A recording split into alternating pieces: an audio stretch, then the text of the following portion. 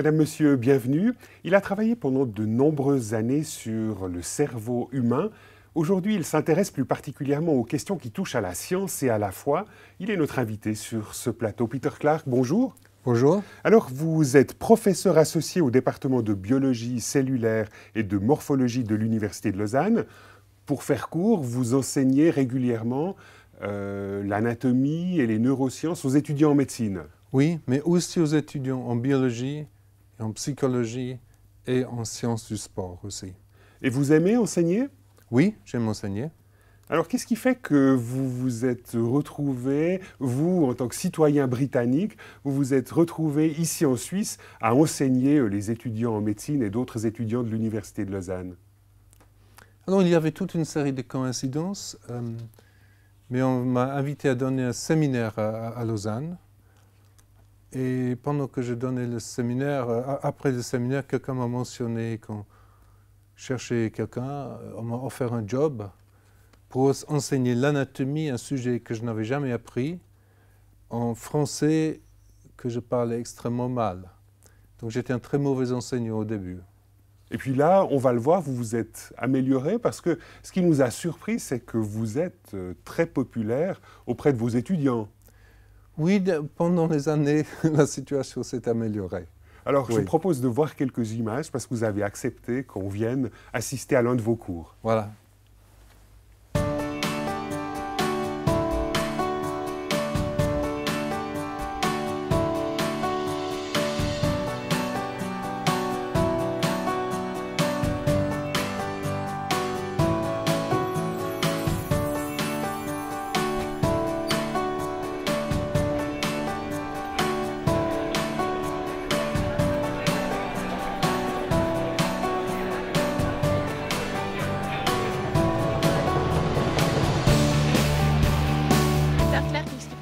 Il explique les choses quand même calmement, posé.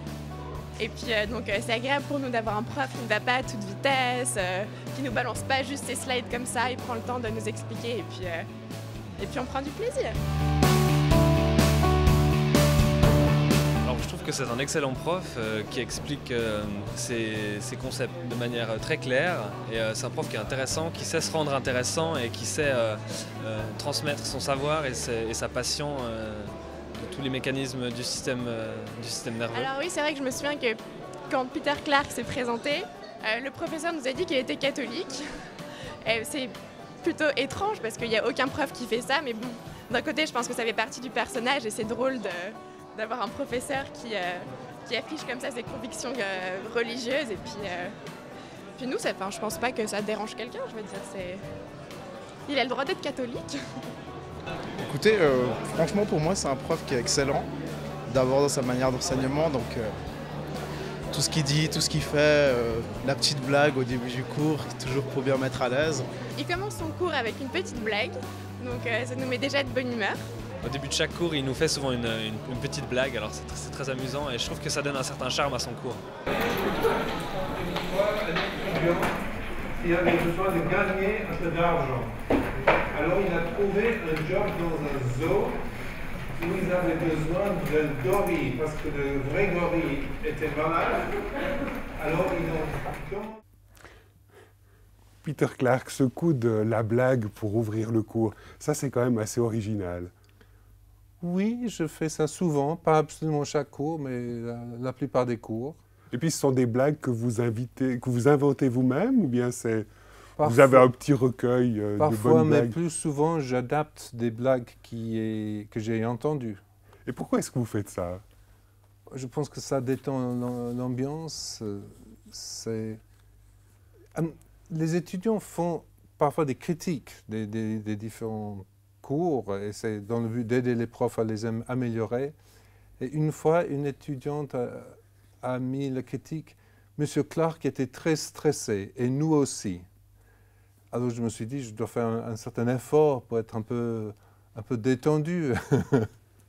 Et c'est vrai que manifestement, en tout cas, ça rend votre cours peut-être même plus accessible, même si derrière cette petite blague, la matière reste assez difficile et exigeante. Voilà.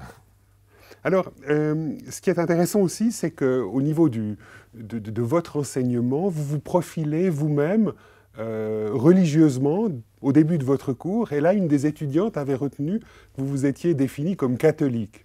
Alors, est-ce qu'elle a bien compris ce que vous aviez dit?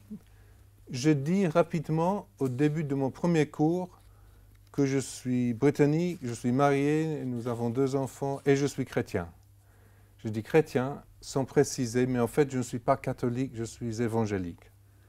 Et comment est-ce que c'est perçu ça? Bon, cette fille trouvait ça plutôt bien. On a essayé de poser la question à d'autres de vos étudiants qui se rappelaient de rien du tout. Mais vous avez de temps en temps des échos à cette manière-là de s'afficher, de dire ses convictions, ou dire ses convictions, en tout cas de se profiler comme chrétien en ouverture d'un cours? Quand je dis je suis chrétien, il rit. Parce que c'est quand même un peu bizarre, hein? On peut porter des sous-vêtements roses, mais on n'annonce pas dans un cours « je porte des sous-vêtements roses ». Et quand on dit qu'on est chrétien, ils ont un peu l'impression que c'est la sorte de chose qui est privée. Mais donc, ils rient sur le moment, mais pas méchamment, et je pense que ça n'offense personne.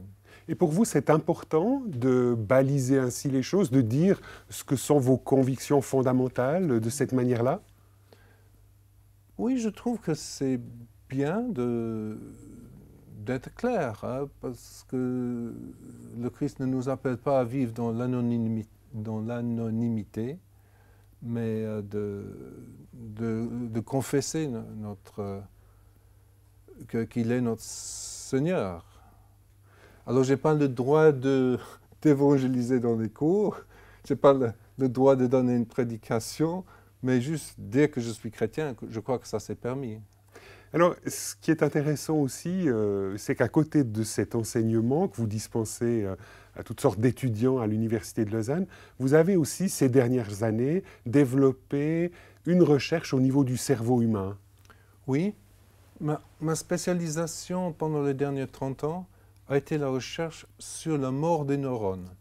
D'abord, j'ai étudié la mort des neurones qui a lieu normalement pendant le développement. Beaucoup de neurones meurent avant la naissance.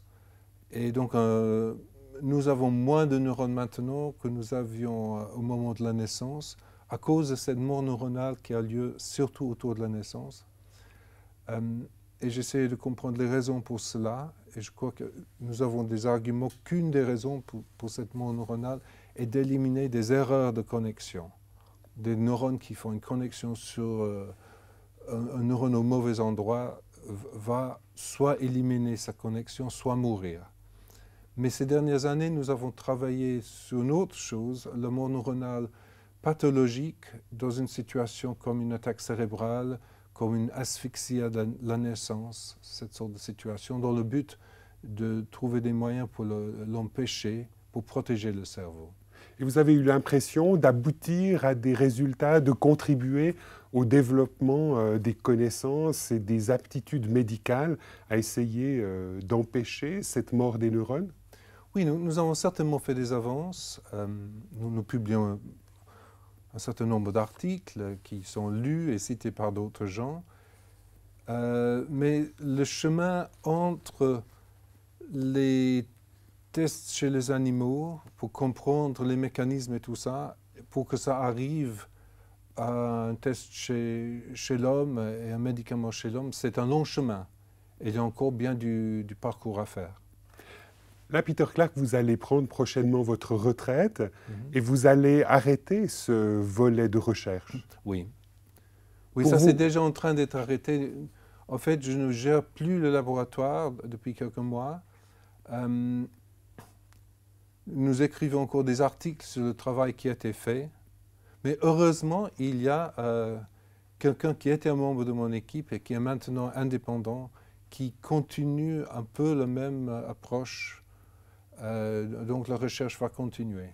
J'imagine que vous allez continuer à vous intéresser à tout ce qui a trait au cerveau, aux neurosciences, mais est-ce que ces prochaines semaines, ces prochains mois, vous allez développer un autre axe de recherche, peut-être plus personnel? On dit que le signe de la vieillesse chez un scientifique, c'est quand il commence à s'intéresser à la philosophie. Et donc moi, je veux écrire des livres sur des questions reliant neurosciences, philosophie et foi. Par exemple, est-ce qu'on peut avoir de libre arbitre dans une sorte de machine composée de neurones? Cette sorte de questions. Alors, on l'a compris, vous êtes un passionné des questions entre science et foi. Dans le cadre de l'Université de Lausanne ou de l'École polytechnique fédérale, il y a eu ces derniers mois toute une série de vos collègues qui se sont prononcés sur le sens de l'univers.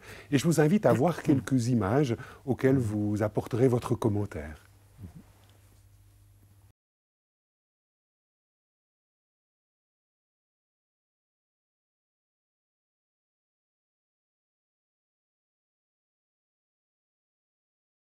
J'avoue que c'est une question difficile. Je pense que, bon, d'un point de vue en tant que scientifique, je ne pourrais pas répondre à cette question du sens. L'origine du monde est pour moi quelque chose qui reste mystérieuse, c'est-à-dire non compris, et qui laisse ouvert en fait chacun le choix d'y voir un sens ou pas. Et je pense que, en particulier, disons, que la question du sens de l'univers, c'est vraiment quelque chose que l'homme peut donner. Alors, à titre personnel, j'ai plutôt tendance à y trouver un sens.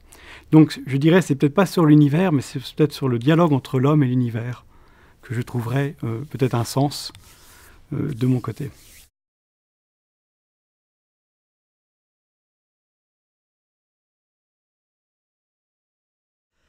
Alors, est-ce qu'il y a un sens dans l'organisation de l'univers? Oui, c'est-à-dire, bon, au point de vue de la matière, il y a toutes les propriétés physiques qui donnent le sens à l'univers. Et puis après, au niveau de la vie, ça c'est plus compliqué à dire. En fait, la vie est apparue, on sait en tout cas une fois sur la Terre. On ne sait pas si elle est apparue ailleurs dans l'univers, on n'a pas d'évidence pour ça. Et après, il y a des propriétés de la vie qu'on peut comprendre, c'est-à-dire la division des organismes qui vont évoluer. Donc ça, on peut imaginer qu'il y a un sens dans le mode de fonctionnement de la division des organismes et de leur évolution. Mais après, dire exactement comment ça s'est passé, on ne peut pas dire grand-chose là-dessus. Alors, est-ce qu'il y a une finalité par rapport à la vie sur la Terre? Non, je ne crois pas. Donc on sait que la vie est apparue avec des organismes simples qui ont commencé à se répliquer, qui ont formé de nouvelles espèces, et c'est devenu de plus en plus complexe. Et la vie continue à évoluer, il y a des espèces qui disparaissent, de nouvelles espèces qui apparaissent, et il n'y a pas une finalité. En fait, vont rester sur Terre les espèces qui sont mieux adaptées à un moment donné à l'environnement qu'il y a sur Terre. Peter Clark, comment est-ce que vous réagissez à ces propos de ces deux collègues de l'EPFL? Donc ils sont assez prudents. Ils se limitent à ce qui peut vraiment être montré par la science.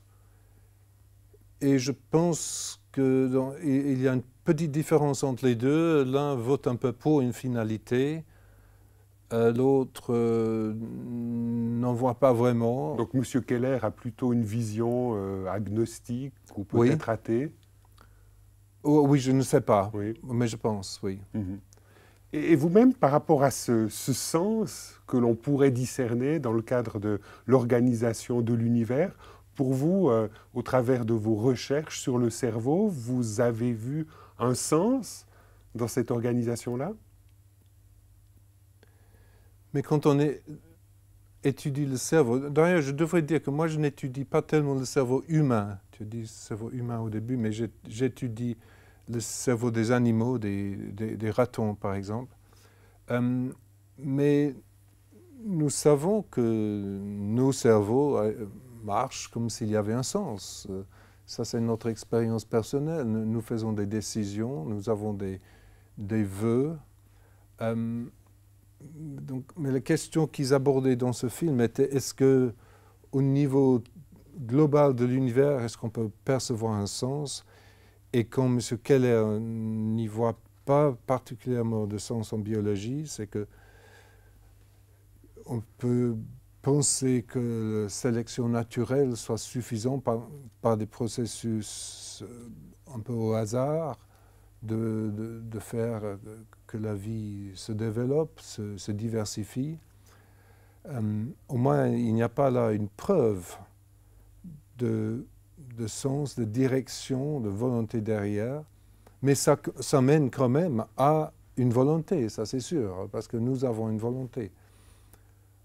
Pour la question de si Dieu était en train de un peu bricoler avec l'évolution pour le pousser dans la direction qu'il voudrait, moi je crois qu'on ne sait pas. Moi je suis ouvert à ça, mais je crois qu'on n'a pas de preuves, ni pour ni contre.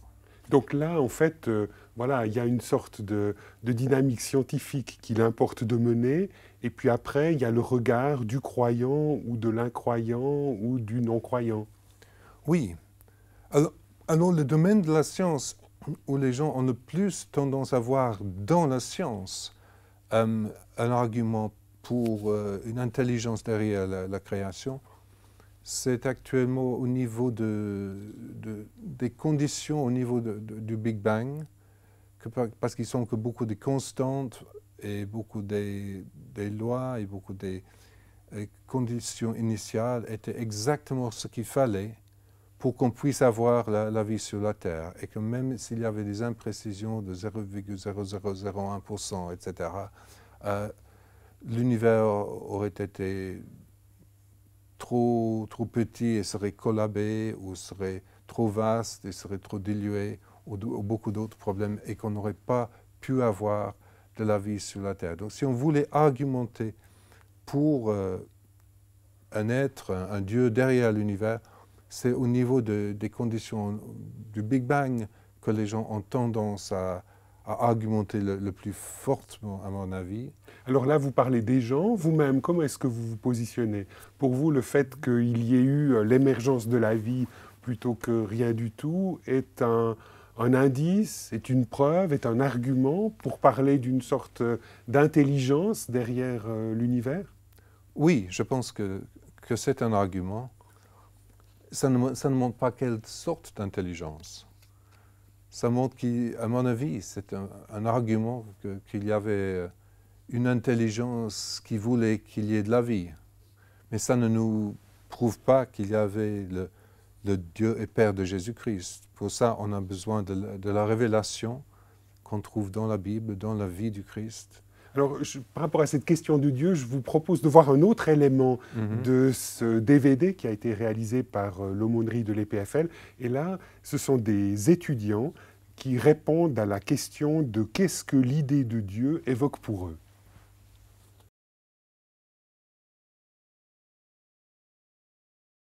Pour moi, Dieu, c'est pas le Dieu dans la Bible, mais c'est plutôt quelque chose qui est en dessus, qui influence, mais qui n'est pas Dieu comme dans le Coran, non pas dans le Coran, mais pas un Dieu religieux comme ça. Je déteste le rôle que la religion joue dans les conflits politiques et les conflits quotidiens. Et ça, c'est un peu ce que Dieu représente pour moi. Une puissance créatrice qui n'est peut-être pas consciente, c'est-à-dire peut-être qu'on ne peut même pas communiquer avec cette puissance, mais quelque chose qui a fait ce qui existe et puis qui est en fait partout, c'est-à-dire qu'on serait peut-être cette puissance vu qu'on existe. Voilà. L'idée de Dieu évoque pour moi quelque chose qui va au-delà de la science, quelque chose qu'on n'arrivera jamais à expliquer avec des mots rationnels, et donc quelque chose de transcendantal qui a une influence dans la vie de tous les jours. L'idée de Dieu, ça serait plutôt une idée d'espoir pour les gens, d'amour, mais ça va peut-être pas plus au-delà. Dieu pour moi c'est quelque chose de supérieur qui est toujours là, qui est toujours présent, qui nous accompagne dans nos vies. Bon, moi je suis pas du tout croyant et donc pour moi Dieu c'est quelque chose dont beaucoup de personnes ont besoin. Moi j'en ai pas du tout besoin dans ma vie ou comme support, donc ouais, pour moi ça représente rien du tout. J'étais tombé sur un chrétien catholique, donc voilà, je me considère croyant. Et voilà, Dieu c'est le Père déjà, mais c'est aussi le Fils, donc quelqu'un qui est venu voilà, pour nous montrer son visage, mais concret, à travers Jésus son Fils. Et voilà, c'est aussi le Créateur. Peter Clark, comment est-ce que vous réagissez à ces étudiants qui expriment leurs convictions fondamentales? Ce qui me frappe, c'est qu'il y a des chrétiens et des non-chrétiens, et il y a des gens qui croient à quelque chose, qui ne croient absolument rien. Mais au moins parmi ceux-là, il y avait peu qui mettaient complètement à côté la question. Il y avait beaucoup qui croyaient qu'il devait y avoir quelque chose, une sorte de Dieu. Parce que c'est un peu ce que vous ressentez parfois dans le monde scientifique. On a tendance à complètement éluder cette question et à ne jamais se poser la question du sens de la vie. Je dirais qu'en Suisse, c'est différent dans les différents pays. En Angleterre, où j'étais avant, c'était un sujet intéressant de débat pendant le café. Il y avait des athées et des croyants qui aimaient bien débattre, parfois. En Suisse, les gens sont très réservés, ne veulent pas débattre. Et la plupart ont du respect pour les convictions religieuses. Mais j'ai l'impression que beaucoup de mes collègues sont un peu ni pour ni contre, mais prennent un peu l'attitude qu'une fois que j'ai plus de temps, je pourrais réfléchir à ces choses. Mais pour le moment, j'ai trop de choses à faire. Mais vous-même, vous aimez parler de cette question de Dieu, puisqu'il vous arrive même d'organiser ou d'enseigner dans le cadre des cours alpha, sont des cours d'initiation à la foi chrétienne. Oui, j'adore ça.